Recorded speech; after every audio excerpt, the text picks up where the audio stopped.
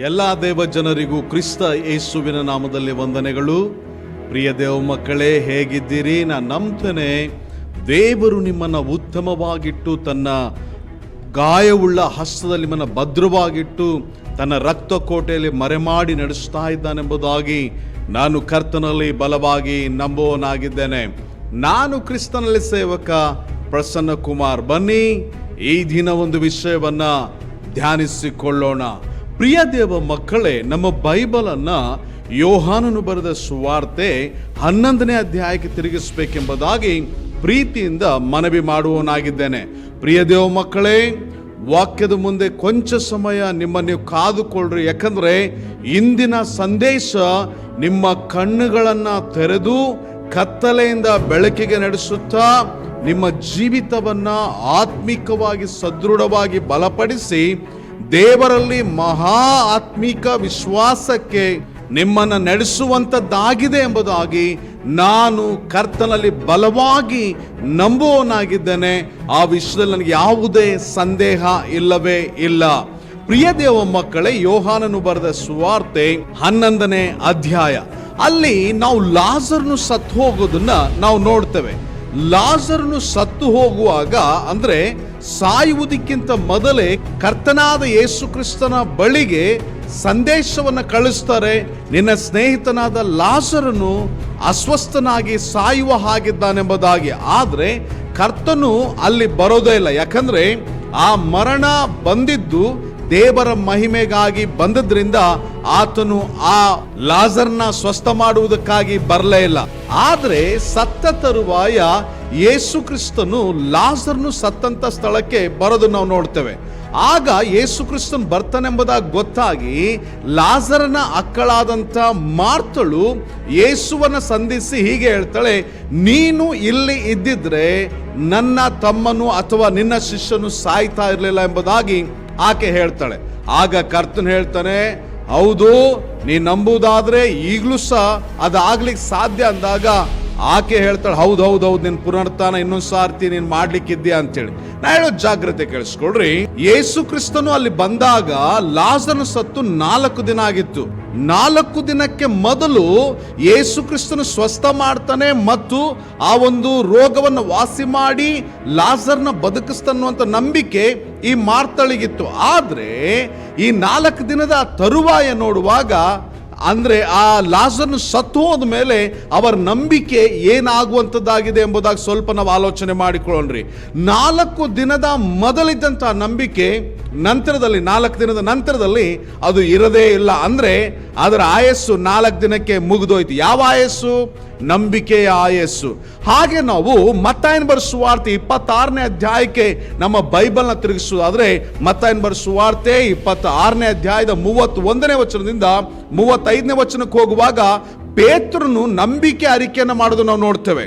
ಯೇಸು ಕ್ರಿಸ್ತನ್ ಹೇಳ್ತಾನೆ, ನಿಮ್ಮಲ್ಲಿ ಒಬ್ಬನನ್ನ ಹಿಡಿದು ಕೊಡ್ತಾನೆ, ಅವನು ಹಿಡಿದು ಕೊಟ್ಟಾಗ ನೀವೆಲ್ಲರೂ ಚದುರಿ ಹೋಗ್ತೀರಿ ಎಂಬುದಾಗಿ ಹೇಳಿದಾಗ ಎಲ್ಲರೂ ನಿನ್ನ ಬಿಟ್ಟು ಹೋಗ್ತಾರೆ ಕರ್ತನೆ, ಆದ್ರೆ ನಾನು ಮಾತ್ರ ನಿನ್ನ ಬಿಟ್ಟು ಹೋಗಲ್ಲ ಅಂತೇಳಿ ಪೇತ್ರನು ನಂಬಿಕೆ ಅರಿಕೆಯನ್ನ ಮಾಡ್ತಾನೆ. ಆದ್ರೆ ದುಃಖದ ವಿಷಯ ಏನಪ್ಪಾ ಅಂದ್ರೆ, ಅದೇ ಮತ್ತಾಯನ ಬರೆದ ಸುವಾರ್ತೆ 26ನೇ ಅಧ್ಯಾಯದ 69ನೇ ವಚನದಿಂದ 75ನೇ ವಚನಕ್ಕೆ ಹೋಗುವಾಗ ಅಲ್ಲಿ ಪೇತ್ರನು ತನ್ನ ನಂಬಿಕೆಯನ್ನ ಬಿಟ್ಟು ಬಿಡೋದನ್ನು ನಾವು ನೋಡ್ತೇವೆ. ಅಂದ್ರೆ ಏನನ್ನ ಅವನು ನಂಬಿ ಹೇಳಿದ್ನು ಅದನ್ನು ನಡೆದುಕೊಳ್ಳದೆ ಯೇಸು ಕ್ರಿಸ್ತನ 3 ಸಾರಿ ಅಲ್ಲಗಳೆಯೋದನ್ನ ನಾವು ನೋಡ್ತೇವೆ.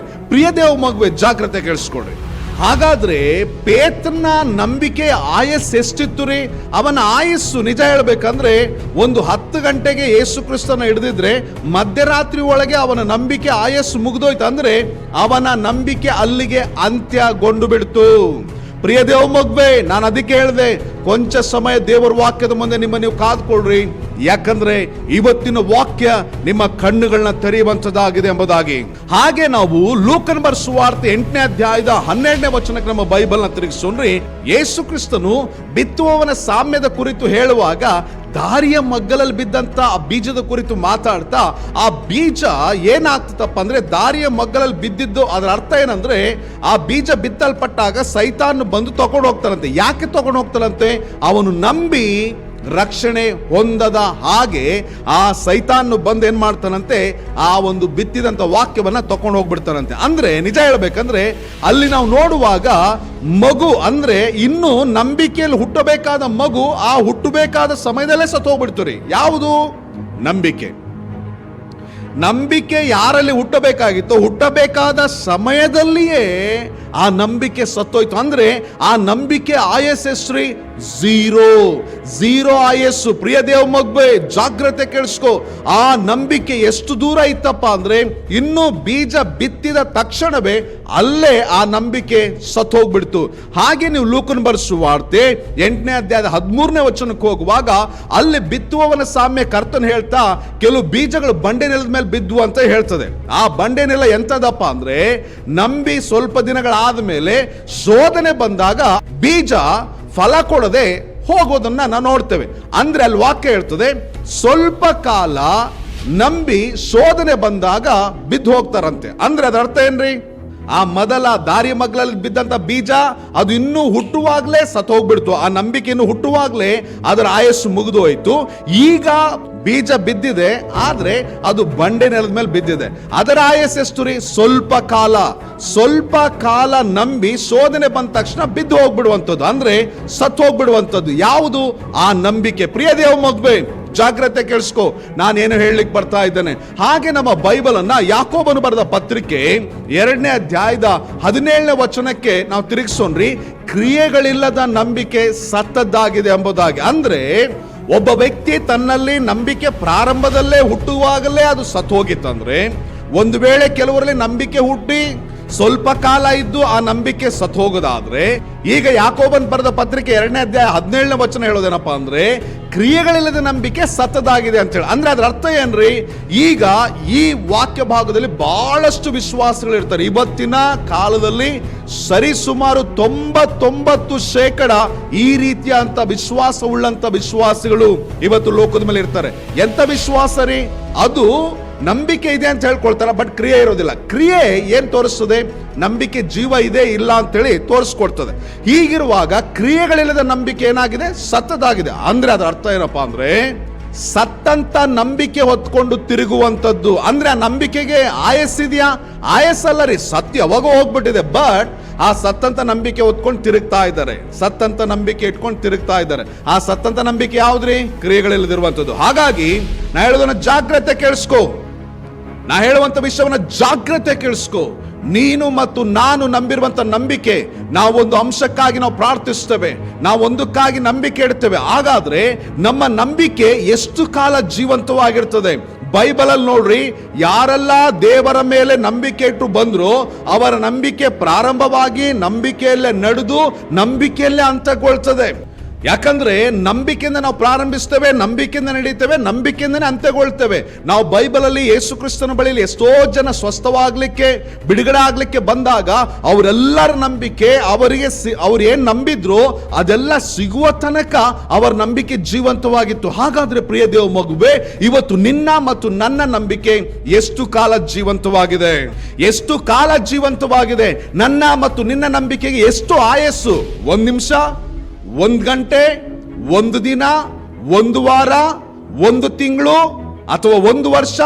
ಎಷ್ಟು ದಿನ ನಮ್ಮ ನಂಬಿಕೆಗೆ ಆಯಸ್ಸು?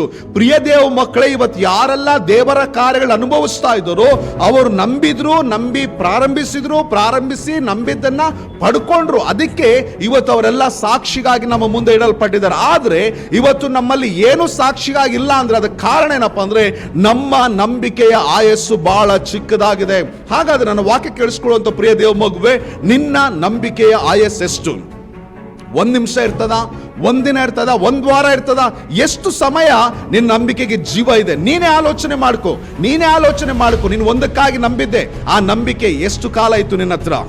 ನೀನು ಯಾವುದೋ ಒಂದಕ್ಕೋಸ್ಕರ ಪ್ರಾರ್ಥನೆ ಮಾಡಿದೆ, ಅದು ಎಷ್ಟು ನಿಮಿಷ ಇತ್ತು, ಎಷ್ಟು ಗಂಟೆ ಇತ್ತು, ಎಷ್ಟು ದಿನ ಇತ್ತು? ನಾವೇನ್ ಮಾಡ್ತೀವಿ ಅಂದ್ರೆ ಆಗಾಗ ನಮ್ಮ ನಂಬಿಕೆ ಬದಲಾಗ್ತಾನೆ ಇರ್ತದೆ. ಪ್ರಿಯ ದೇವ ಮಗುವೆ, ಹೇಳೋ ಜಾಗ್ರತೆ ಕೇಳಿಸ್ಕೊಳ್ರಿ. ನಮ್ಮ ನಂಬಿಕೆಗೆ ಆಯಸ್ಸು ಕಡಿಮೆ ಆಗೋದಾದ್ರೆ ನಾವು ಸತ್ತಂತ ನಂಬಿಕೆ ಹೊತ್ಕೊಂಡು ತಿರುಗುವವರಾಗಿರ್ತೇವೆ. ಸತ್ತಂತ ನಂಬಿಕೆ ಹೊತ್ಕೊಂಡು ತಿರುಗೋರು ಯಾರು ಗೊತ್ತಾ? ಕ್ರಿಯೆಗಳಿಲ್ಲದೆ ಇರುವಂತ ವಿಶ್ವಾಸಿಗಳು. ಕ್ರಿಯೆ ಯಾರಲ್ಲಿ ಇರೋದಿಲ್ವೋ ಅವನು ಸತ್ತಂತ ನಂಬಿಕೆಯನ್ನು ಹೊತ್ಕೊಂಡು ತಿರುಗುವವನಾಗಿದ್ದಾನೆ. ಹಾಗಾಗಿ ಪ್ರಿಯ ದೇವ ಮಗುವೇ, ಇಂದು ನೀನು ನಂಬಿಕೆಯ ಬಡೆಗೆ ಬಾ, ನಂಬಿಕೆ ಕಡೆ ತಿರುಗು, ನಂಬಿಕೆಯಲ್ಲಿ ನಿಲ್ಲು, ನಿನ್ನ ನಂಬಿಕೆಯನ್ನು ಪ್ರಶ್ನಿಸು, ನಿನ್ನ ನಂಬಿಕೆಯಲ್ಲಿ ಸ್ಥಿರವಾಗಿ ನಿಲ್ಲು, ನಿನ್ನ ನಂಬಿಕೆಯಲ್ಲಿ ಭದ್ರವಾಗಿ ನಿಲ್ಲು. ದೇವ ನಿನ್ನನ್ನು ಮತ್ತೆ ಆಶೀರ್ವದಿಸಿ ತನ್ನ ಮಾರ್ಗದಲ್ಲಿ ನಡೆಸುವವನಾಗಿದ್ದಾನೆ. ಬನ್ನಿ ಪ್ರಾರ್ಥನೆ ಮಾಡಿಕೊಳ್ಳೋಣ. ಪ್ರೀತಿ ಉಳ್ಳ ಸ್ವರ್ಗೀಯ ತಂದೆ, ನಮ್ಮ ನಂಬಿಕೆಗೆ ಆಯಸ್ಸನ್ನು ಕೊಡು ದೇವರೇ. ನಮ್ಮ ನಂಬಿಕೆ ಬೇಗನೆ ಬಿದ್ದು ಹೋಗುವಂಥದ್ದಾಗಿದೆ, ಬೇಗನೆ ಸತ್ತು ಹೋಗುವಂಥದ್ದಾಗಿದೆ ಅಪ್ಪ. ನಮ್ಮ ನಂಬಿಕೆ ಬೇಗನೆ ಅಪ್ಪ, ಬೇಗನೆ ನಮ್ಮನ್ನು ಬಿಟ್ಟು ಹೋಗುವಂಥದ್ದಾಗಿದೆ. ನಮ್ಮ ಮೇಲೆ ಕನಿಕರ ಇಡು, ನಮ್ಮ ಮೇಲೆ ದಯೆ ಇಡು, ನಮ್ಮ ಮೇಲೆ ಆದರಣೆ ಇಡು, ನಮ್ಮ ಮೇಲೆ ಕನಿಕರ ಇಡು ದೇವ. ನಿನ್ನ ನಂಬಿಕೆಯಲ್ಲಿ ಬಲವಾಗಿ ನಾವು ನಿಲ್ಲುವಂತೆ, ದೃಢವಾಗಿ ನಿಲ್ಲುವಂತೆ ನಮ್ಮನ್ನು ಬಲಪಡಿಸು ಪವಿತ್ರಾತ್ಮನೇ, ನಮ್ಮನ್ನು ಬಲಪಡಿಸು ಸತ್ಯದ ಆತ್ಮನೇ. ನೀನು ಆಶೀರ್ವದಿಸು, ಬಲಪಡಿಸು. ಹೀಗೆ ಎಲ್ಲವೂ ನಿನ್ನ ಪಾಸನಲ್ಲಿ ಅರ್ಪಿಸಿಕೊಡ್ತಾ ಯೇಸು ಕರ್ತನ ಹೆಸರಿನಲ್ಲಿ ಬೇಡ್ತೇವೆ ಪರಲೋಕದ ತಂದೆ. ಆಮೇನ್, ಆಮೇನ್, ಆಮೇನ್. ಎಲ್ಲರಿಗೂ ಪ್ರೈಸ್ ದಿ ಲಾರ್ಡ್. ದೇವರು ನಿಮ್ಮನ್ನು ಆಶೀರ್ವದಿಸಲಿ.